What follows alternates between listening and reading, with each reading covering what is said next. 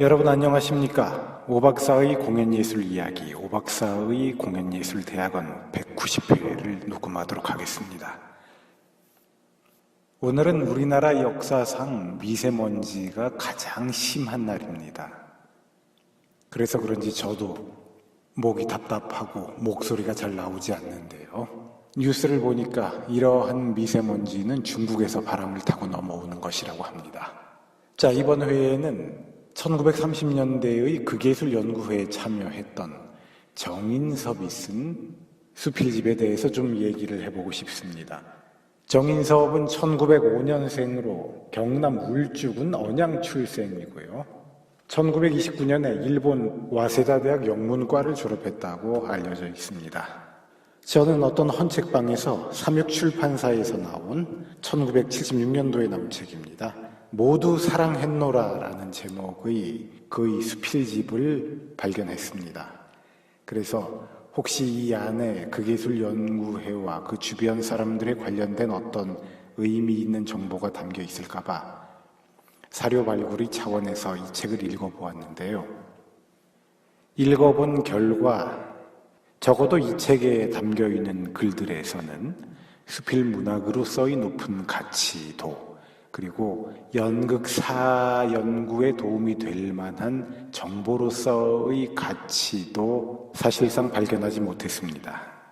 그런 가운데 제가 이 책에서 무엇을 발견했는가 하는 이야기를 아마 이번 회나 다음 회 정도에 걸쳐서 여러분들께 이야기할 수 있지 않을까 싶습니다. 정인섭은 호를 설송이라고 했습니다. 그랬다가 한글 전용의 분위기가 있자 그것을 눈솔로 바꾸었다고 합니다. 이 책에 실려있는 수필들은 자체가 오래 살아남을 것 같지는 않습니다. 왜 수필들이라는 것이 자기 시대와 자기 개인의 삶을 반영하기 마련이지요. 그래서 시간이 흘러도 독자에게 어떤 감동과 인식을 주면서 인식적인 자극을 주면서 계속 매력적으로 느껴지는 수필들이 있습니다. 그런데 이 책에 담겨있는 정인섭의 수필들이 그런 것 같지는 않고요. 또 간혹 입센의 유령 같은 작품들, 바다로 간 여인 같은 작품들이 언급되기도 하고 또 고리키의 밤주막, 메테릴 링크의 파랑새, 셰익스피어의 햄릿이나 베니스의 상인 같은 작품들, 또 아일랜드의 작가 존 밀링턴 싱의 성자의 샘물 같은 작품 등에 대한 언급이 있기도 하지만 전공자가 도움을 받을 만한 그런 정보들이 담겨 있지는 않습니다. 정인섭 개인의 경력에 대한 가장 자세하고 정확한 자료가 될 것 같기는 합니다. 이 책의 제일 마지막 부분에는 그의 경력, 연혁에 대한 정보들이 담겨 있는데요. 이런 정보들은 제가 그 부분만 사진으로 찍어서 이 동영상에 삽입해 놓도록 하겠습니다. 관심 있으신 분들은 동영상으로 보여지는 사진들을 눈여겨보시면 좋을 것 같습니다. 정인섭은 자기 스스로 어릴 때부터 책을 손에 잡으면 천독, 만독하는 습관이 있다라고 스스로 적고 있습니다. 그러니까 공부를 잘하기는 했겠죠. 그래서 나중에 대학 교수가 되었고 비교적 상아탑 안에서 또 문학계 내에서 순탄하고 행복한 삶을 살았던 것 같습니다. 그의 글들에서 보면 낙관적이거나 낙천적인 삶의 태도가 저는 읽혀지는데요. 그래서 삶의 역정이 순탄해 보입니다. 이분이 개인적으로 보면 자식을 어릴 때 둘이나 잃는 등 어려움이 전혀 없었던 것은 아닙니다. 그렇지만 그런 것들에 그다지 상처를 받은 것 같지도 않고요. 심지어 다른 사람들의 고통에 대해서도 그렇게 민감한 모습을 보이는 것 같지는 않습니다. 그러면서 지적으로나 감성적으로나 온건한 부르주아 우파의 모습을 보이지 않나 저는 그렇게 생각을 합니다. 이 책을 읽다 보면 당시 자기 주변인들, 그러니까 명사들, 문사들에 대한 이야기가 담겨 있는 것을 볼 수가 있습니다. 많이 담겨 있지도 않고요. 드문드문 발견이 되는데 그것들의 내용을 보면 이하유는 술을 먹으면 주정이 심했다고 그러고 또 김진섭은 술을 마실수록 얼굴이 파래졌다고 하고 서왕석은 어릴 때 산삼을 먹어서 늙어서도 아주 건강하다, 이런 이야기가 쓰여 있습니다. 서왕석이 산삼 먹었다는 얘기는 서왕석의 자서전에도 나오고 있는 이야기이기도 하죠. 또 이하윤의 결혼식에 김진섭과 함께 동행으로 참가하고 나서 전등사에 구경을 갔다. 노인의학에 관심이 있던 소아과 의사 방두환이 만보개를 일본에서 사다 주어가지고 자기가 차고 다녔다. 국어학자 이희승은 옛날에 소화불량이 심했는데 음식을 여러 번 많이 씹는 습관을 들여서 그것을 고쳤다. 그래서 그분은 냉수를 마실 때도 씹어먹는 버릇이 있었다. 이러한 이야기들을 가끔 발견할 수 있습니다. 소파 방정환 같은 경우는 친구들이 얘기하면 뒷전에서 벽에 기대어 앉아있다가 금방 쿨쿨 소리를 내면서 잠이 들곤 했다네요. 그리고 일제강점기 때는 한글 학회 사건으로 체포되었을 때 홍원경찰서 구치소에 갇혀 있다가 국어학자 이윤재 씨가 고문받는 것을 보았다고 하는데요. 그 내용은 정인섭이 직접 적고 있는 대로 제가 한번 여러분들께 읽어드리겠습니다. 지금부터 한번 읽어보겠습니다. 나는 일정시대에 한글 학회 사건으로 홍원경찰서에서 동지들과 구치소에 갇혀 있었는데 한 번은 불려나가니 경찰서의 도장 옆의 목욕탕에서 나와 같은 감방에 있던 이윤재 씨의 몸 전체를 홀딱 베끼어서 나무걸상 위에 바로 눕혀 가슴과 허리와 다리 세 곳을 묶어놓고 주전자의 찬물을 그의 코에다가 들어 부으면서 억지문답을 취조하는 것을 보여주면서 그것을 견학하라고 하고 나도 그들이 시키는 대로 답을 아니하면 그 모양 벌을 받게 된다고 위협하던 일이 생각난다. 이것을 그들은 잠수함에 태운다고 했다.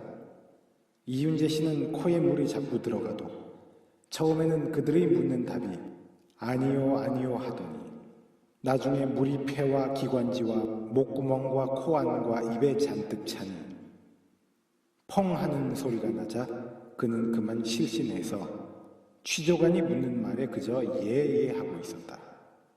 이럴 때 이 고통은 정말 보통이 아닐 것이라고 느껴진다. 그리고 또 자기가 목격했던 기이한 깍두기라는 어떤 인물에 대해서도 적고 있는데요. 이 깍두기라는 인물에 대한 내용도 좀 제가 직접 읽어보도록 하겠습니다.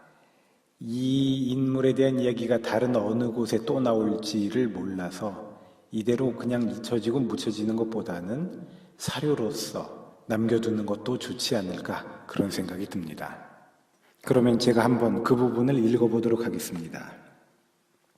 일제시대의 서울거리에 깍두기라는 괴물이 있었다.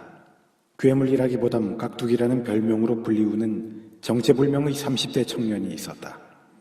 그는 항상 아래 위로 새까만 신사 양복을 입고 목에는 언제든지 새빨간 넥타이를 메고 머리에는 진한 포마드 기름을 발라서 그의 하이칼라 머리가 까만 바가지를 덮어쓴 것처럼 반들반들하면서 가리마는 유달리 하얗게 직선으로 돼 있었고 구두도 새까만 구두로 늘 빛을 반짝반짝 내고 한쪽 팔에는 꼭 지팽이를 걸고 다녔다.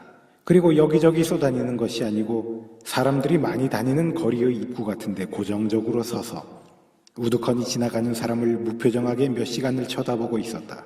어떻게 보면 좀 바보 같고 그렇다고 해서 정신이 돈 사람도 아니었다. 그가 누구 집 사람이며 집이 어디 있으며 그 이름이 무엇인지를 아무도 몰랐다. 그저 사람들이 그를 보면 깍두기라는 별명을 사용하면서 서먹서먹하게 지나갔다. 10여 년 동안 그를 거리에 서 있는 것을 보았지만은 나는 그 인물과 이야기하는 사람을 본 적이 없다. 내 기억으로는 그가 제일 많이 나타난 곳은 충무로 입구 중앙우체국 옆으로 생각되는데 이곳은 진고개라고 해서 일본 사람들의 번화가였다. 신문이나 잡지에서도 그를 취급한 기사가 한 번도 없은 줄 짐작되나 그럼에도 불구하고 그는 서울 장안의 명물이었다. 요즘 같으면 주간 잡지 같은 데서 크게 다룰 만한 존재이건만 그 시절 일본 정치하에서 이런 존재가 이단시되고 그런 사람을 문제시할 재료가 되지 않았던 모양이다. 일정한 생존 경쟁에서 패배당한 사이비 지식인이 변태적인 위장을 한 것인지도 모르고 또 일본 위정자들이 정보망으로 이용하는 허수아비 로봇이었는지도 모른다. 제2차 세계대전이 시작된 때부터 그 그의 모습은 서울거리에서 사라지고 말았다. 또 이 책에서 굳이 발견해 본다면 당시 풍습에 대한 이야기들이 조금 담겨 있습니다. 가령 넥타이는 서양 사람들의 목댕기다라고 설명하는 내용도 있고, 또 그 당시 게임 중에는 이런 것도 있었다고 하네요. 술래로 뽑히면 그 뽑힌 사람은 상대방이 무엇을 묻든지 간에 돼지꼬리라고 대답하는 게임이 있었다고 합니다. 그래서 가령 아버지의 이름은 하고 물으면 돼지꼬리라고 대답을 하면서 이제 망신을 당한다고 할까요? 웃음을 자아낸다고 할까요? 그렇게 했다는 것이죠. 사실 저도 이런 게임에 대해서 어릴 때 들은 적이 있습니다. 1970년대에 제가 상급 학교를 다니던 저희 친누님인가 친척 누님에게 이런 게임에 대해서 이야기를 들은 적이 있습니다. 그리고 정인섭은 고향이 경남 울주군 언양면인데 자기네 고향에서는 땅속에 여는 채소로 반찬하는 감자를 감자라고 부르고 귤도 감자라고 부른다고 하네요. 그 다음에 또 자기네 고향에서는 해녀를 보재기라고 부른다. 정강이는 장강이라고 부른다. 또 아궁이는 부엌이라고 부르고 흔히 말하는 부엌 전체는 정지라고 부른다. 이런 말들이 담겨 있습니다. 그리고 자기 고향에는 반구대 암각화가 있다. 이런 구절도 있습니다. 남자들 한복에는 개화주머니라는 것이 있었다라는 이야기도 있고, 옛날에 여자가 시집을 올 때는 버선을 수십 켤레 만들어서 선물로 가지고 왔다. 그런데 그 수가 적어서 그걸 많이 만들어 오지 않아서 시집 친척들에게 골고루 나눠주지 못하면 시집 식구들에게 밉보이고 푸대접을 받았다. 이런 이야기도 적고 있습니다. 그 다음에 사람을 즉석에서 모욕적으로 비난하는 것을 코를 떼준다고 한다라고 하고, 옛날 얘기에는 빗사이로 걸어 다녔다라는 청산개비라는 괴물이 있었다고 한다. 이런 이야기도 적고 있고요. 그 다음 개소주에 대한 이야기도 있는데요. 자기가 직접 먹어본 이야기를 하고 있어서 그 부분을 잠깐 좀 읽어드려 보겠습니다. 또 한 번은 내가 몸이 약하다고 해서 어머니께서는 황게를 잡아 그 내장은 다 드러내고 거기다가 보약 재료를 넣고 그것을 칡덩굴로 꽁꽁 묶어서 가마솥 속에 나무 막대기를 걸친 후 그 위에다 이것을 얹고 솥뚜껑을 덮어 아궁이에다 불을 떼서 끓여 물을 여름방학 내내 장복했다. 그 색깔은 진한 간장빛 같았는데 보통 게의 살을 막 끓인 보신탕같이 냄새가 나지 않아서 그냥 먹을 수 있었다.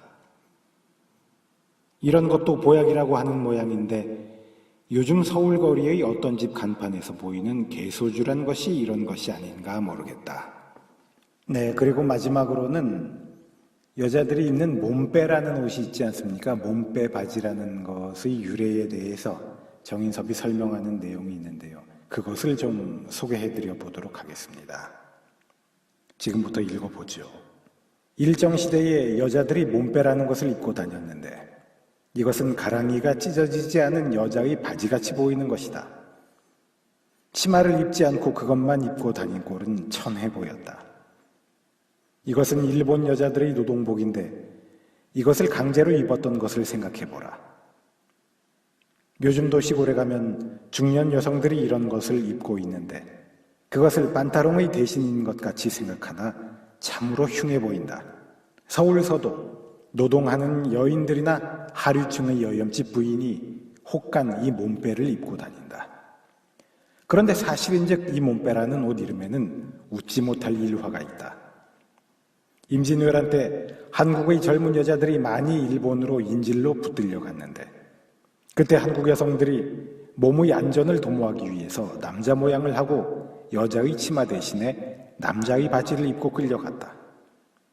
그런데 어떤 화란 선교사가 일본 큐슈의 나가사키 항의 부두 앞을 걸어가는데 창고 안에서 머슴의 몸배 하는 소리가 여러 번 들리기에 그 창고 문을 열어보니 일본 관리들이 인질로 잡혀온 한국 여성들을 강제로 팔아먹으려고 하는 판인데 그 여성들은 남자 목소리를 흉내내면서 머슴애라고 하면서 자기들이 여자가 아니고 남자라고 소리 지른 셈이다. 그 일본인들이 그 인질들의 옷이 남자 바지인 것을 보고 사실 여부를 조사하려고 바지 옷을 벗기려고 했다. 그래서 그 여인들은 옷을 벗기면 몸이 보인다고 몸괴 하면서 남자 바지를 안 벗으려고 안간 힘을 다하면서 거절하는 모양이었다. 그래서 그 화란 선교사는 자기 돈을 주고 그 남자 바지 입은 한국 여인들을 구하고 데리고 가서 전교를 했는데 그 중에서 제일 신앙이 착실하고 으뜸되는 수녀가 최라는 여자로서 일본의 가톨릭 교회에서 제일 가는 수녀로 알려진 여자가 됐고 그 수녀가 전교하다가 사망한 고을에서는 그녀를 기념하는 기념비가 오늘도 있다는 것이다. 이 일화에서 나오는 사내 아이라는 뜻을 가진 머스메라는 발음이 그 일본 사람에게는 무스메라는 말의 뜻이 됐다. 그렇게 울부짖던 인질들이 사실은 젊은 여자들이었기 때문에 머스메가 일본 사람은 무스메로 발음을 모방하면서 사실은 계집애라는 뜻으로 와성됐고 또 몸이 보인다라는 뜻으로 몸괴라고 발악하면서 남자 바지를 거머쥐고 있었기 때문에 또 한국 남자 바지가 일본인 발음으로 몸빼라고 부르게 됐다는 것이다. 이것이 사실이라면 그럴듯한 이야기이겠고 또 일본서 여자들이 입는 그 몸빼는 확실히 한국의 남자 바지임에 틀림없다. 네, 이번 회에는 책의 내용을 이 정도만 소개해드리도록 하겠습니다. 정인섭의 수필집 모두 사랑했노라 중의 내용 약간을 여러분들께 소개해드렸습니다.